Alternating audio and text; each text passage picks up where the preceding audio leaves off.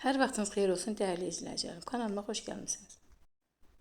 Axşama nə hazırlayım deyən xanımlar üçün fərqli formada sobada biber dolması hazırladım. Bir dəfə belə bu cür hazırlasanız ailəniz çox bəyənəcək və hər dəfə tələb edəcəklər.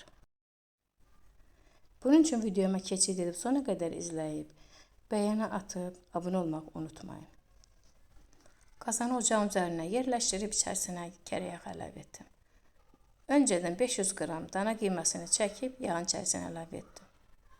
Suyu tam quruyandan sonra bir böyük baş soğanı nazik doğrayıb içərisinə əlavə etdim. Tam suyu çəkilib qovrulana yaxın duzunu, sarı kökünü istosunu əlavə etdim. Ölçülərdə 1 xörək qaşığı duz, 1 çay qaşığına yaxın sarı kök, biraz da istot əlavə etdim. O sizin damaq dadınıza uyğundur. Necə istəsəniz duzunu özünüz baxıb əlavə edə bilərsiniz.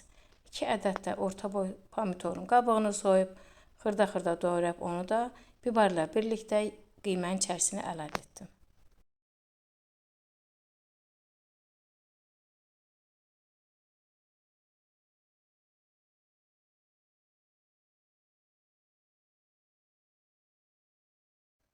Zövqə görə göyərtidə nə istəsəniz əlavə edə bilərsiniz. Mən qara reyhandan kişniş əlavə etdim.